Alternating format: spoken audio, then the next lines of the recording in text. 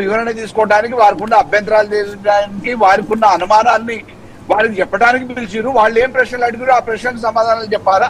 ఆ ప్రశ్నలకు సమాధానాలు చెప్పిన వాళ్ళు అడిగిన ప్రశ్నలు కూడా బయటకు చెప్పే అధికారం లేదు దీనికి. అటువంటిది ఈ రోజు మామూలుగా విచారణకు పోయి వచ్చిన వ్యక్తి అక్కడ జరిగిన అంశాల గురించి మాట్లాడితే వేరు, కానీ పోలీసు వాళ్ళ దగ్గర ఏం మాట్లాడారో పోలీసు వాళ్ళు బయట పెట్టడానిక ఏ రోజు ఆ రోజు ఎపిసోడ్ ఏమైనా సీరియలా అండి బయట పెట్టడానికి? విచారణ అనేది కాన్ఫిడెన్షియల్ గా జరుగుతుంది. రిపోర్ట్ అనేది రేపు కోర్టుకు సబ్మిట్ చేస్తారు. రేపు కోర్టులో మామూలుగా పూర్వాపరాలు తెలుసుకున్న తర్వాత ఏది నిజమైతే ఆ నిజాన్ని బట్టి కావాల్సిన శిక్షలు పడతా ఉంటాయి. హలో, ఒక్క నిమిషం చెప్పండి అజిత గారు. ఇందులో మూడండి. ఒకటి, ఆనాటి సీఎం కి ఎస్ఐబి హే సిరి అనంగానే పలికినట్టుగా పలికింది. నేడు సిట్ కూడా ఈ రోజు కాంగ్రెస్ పార్టీ రేవంత్ రెడ్డికి హే సిరి అనగానే ఫోన్ లో తెలుసు కదా ఈ రోజు సిట్ పలుకుతుంది. నేనేమంటున్నా అంటే ఏఐ అంటే బండి సంజయ్ గారేమో పాపం యాక్చువల్ ఇంటెలిజెన్స్, వీరు ఆర్టిఫిషియల్ ఇంటెలిజెన్స్. కేటీఆర్ గారు చాలా బ్రహ్మాండంగా మాట్లాడతారు. ఇది లొటపీస్ కేసు అని ఆయన అనొచ్చు విచారణకు పోయి బయటకు వచ్చి, వేరే విచారణకు పోయి వచ్చి ఇది ఎంతగా కూడా బీకలేరు అనొచ్చు. రేవంత్ రెడ్డికి ఎన్ని ఛాలెంజ్లు. కానీ ఒక ఈ రోజు అనుమానం వస్తుంది మేడం, ఈ రాష్ట్రంలో ఈ కేసులన్నీ పెట్టి ప్రతిపక్ష నాయకుడిని అసెంబ్లీ రాకుండా ఒక బ్లాక్ మెయిల్ చేసుకొని నువ్వు అసెంబ్లీకి వస్తే నేను కేసులు తీస్తా, నువ్వు రానంత వరకు నేను దియ్యా.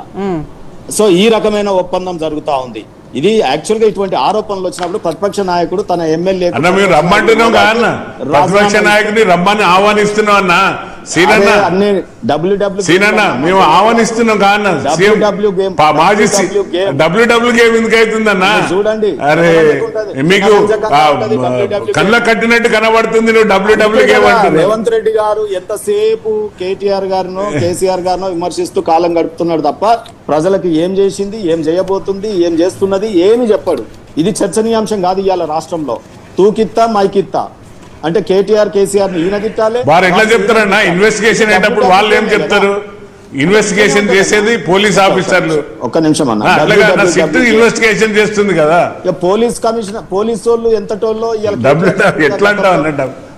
అరే పోలీసు వాళ్ళు ఎంతటోళ్ళో ఇవాళ చెప్పిండు కదా. ఇప్పుడు ఈడీ ఏం చేస్తుంది అన్న? కవితక్కని పక్కన కూర్చునే పెట్టిండ్రు. ఒక్క నిమిషం, అది నాకు సంబంధం లేని విషయం. ఇప్పుడు లిక్కర్ కేసు ఏం చేసింది చెప్పండి, అది పక్క పెట్టిండ్రు కదా. తీహార్ జైలు. అరే జైల్లో ఎప్పటి పర్మనెంట్ ఉంటారా అన్న? మీరు అది చెప్పండి పోలీస్ అధికారిగా. ఎన్ని రోజులు ఉంటారు?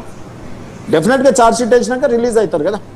నేనేమంటున్నా అంటే ఈ రోజు నారాజు అన్న ఒక్కటే నేను చెప్పేది ఏంటంటే, ఈ రోజు ఎవరి మీద అయితే మీరు దోషిగా నిరూపణ చేయాలి ఈ రాష్ట్రంలో అని ప్రజల ముందు పదే ఎలక్షన్స్ ముందు గానీ ఎలక్షన్స్ తర్వాత గానీ స్టేట్మెంట్ ఇస్తూ కాలం గడుపుతున్న ముఖ్యమంత్రి గారు ఈ రోజు వెంటనే చర్యలు తీసుకోకపోతే మీ ఇద్దరిని, రెండు బీఆర్ఎస్ కాంగ్రెస్ ని బంగాళాఖాతంలో పడేసేది ఖాయం. తెలంగాణలో ప్రభుత్వం వచ్చేది ఖాయం. బండి సంజయ్ చిచ్చర పిడుగు వారిని ముట్టుకుంటే డిఫమేషన్ నోటీస్ కాదు, కేటీఆర్ బూడిది కాలి మసైపోతారు. రైట్. మల్ల యాదవ్ గారు ఏంటి చివరిగా ఏమంటారు? రేపు కేటీఆర్ అందరు కూడా అటెండ్ అవుతారా సీటు ముందుకు పిలిస్తే? మాకు న్యాయ వ్యవస్థల మీద గౌరవం ఉంది, చట్టాల మీద గౌరవం ఉందండి. విచారణ చేపట్టిన ఏ అధికారి మాకు నోటీస్ ఇచ్చి పిలిచినా గానీ ఇంతవరకు పోవము, మేము రాము అన్నది లేదు. రేపు కూడా అదే రకంగా హాజరవుతాం. ఏ విచారణకైనా వాళ్ళకి కావాల్సిన సమాధానాలు నిర్భయంగా చెప్పగలుగుతాం. పారదర్శకంగా వాళ్ళు విచారణ చేపడితే రేపు నిజాలు న్యాయస్థానంలో తెలుసుకుంటాం. ఏమి ఇబ్బంది లేదు.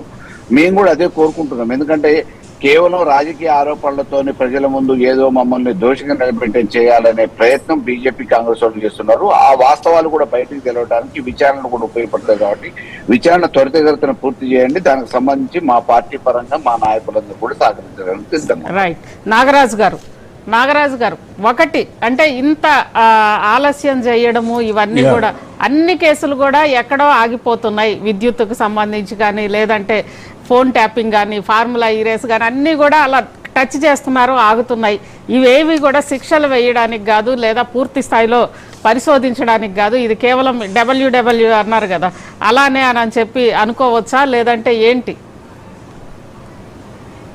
బ్యారల్ కుదరట్లేదు.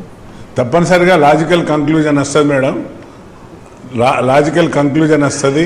ఇదే డబ్ల్యూడబ్ల్యూ గేమ్ కాదు. తప్పనిసరిగా తెలంగాణ ప్రజలకు జవాబుదారీతనంగా ఉండవలసిన ప్రభుత్వం 100% ట్రాన్స్పరెంట్గా ఇన్వెస్టిగేషన్ చేస్తుంది. రాజకీయ కక్షపూరితం అయితే ఈ పారికి ఎప్పటికో జైలుకు పంపుతుంటుంది, కేటీఆర్నో లేకుంటే కేసీఆర్నో ఎవరినో జైలుకు పంపుతుంటుంది. కానీ అట్లా కాదు, రాజకీయ కక్షపూరితమైందంటే అప్పుడు ఆయన సీఎం గారు నిండు సభలో చెప్పిన మా ముఖ్యమంత్రి గారు, నన్ను జైలు పంపినందుకు నేను సెల్లో ఉన్నా, ఎట్లా ఉన్నా, నా పరిస్థితి ఎట్లుండే, అయినా కూడా నేను భేషజాలాలకు రాజకీయ కక్షకు పోకుండా నేను ఏదున్నా కూడా జరిగిన సమాచారాన్ని ప్రజల ముందు ఉంచుతా. రేపు ఈ మొన్న 645 పేజీలు ఏదైతే కమిషన్ ఇచ్చిన రిపోర్ట్ ను కూడా అసెంబ్లీలో పెడతా రమ్మన్నాడు. సో ఇంత ట్రాన్స్పరెన్సీగా ఉన్నాడు అంటుండు కదన్నా. అన్న ఈ రోజు మీరు రేవంత్ రెడ్డి గారి మాటలు వినలే, ఫామ్ హౌస్ ఒక్క సెకండ్ అది చాలు నాగరాజు గారిని నాగరాజు గారు అన్న సీనన్న తప్పనిసరిగా మీ నాయకులు ఉన్నారు, 7-8 మంది మంచి వక్తలు ఉన్నారు, బీజేపీ వాళ్ళు క్వశ్చన్లు అడుగుతారు, వారికే ఎక్కువ సమయం ఇస్తున్నాం, మాకు ఇస్తూనే లేరు. మేము మైక్ ముందుకు వచ్చి కొట్లాడినా కూడా మాకు ఇవ్వట్లేదు. ఎంతసేపు హరీష్ రావు, కేటీఆర్ మీ బీజేపీ నాయకులకే ఇస్తున్నారు. తప్పనిసరిగా దీనిపైన చర్చ అవుతుంది. ఫోన్ ట్యాప్ పైన, తర్వాత ఈ రేస్ కేసు పైన ఏదైనా కూడా ప్రజల ముందట పెట్టి ప్రజల యొక్క ట్రాన్స్పరెన్సీ అంటే తెలిపి చేసిన ఈ రాజకీయాలలో ఏ విధంగా వీళ్ళు ఈ యొక్క తెలంగాణను భ్రష్టు పట్టించిండ్రో తెలంగాణ ప్రజలకు తెలిసే విధంగానే తెలియపరిచి దానిపైన చట్టం తన పని తను చేసుకుంటూ పోతుంది.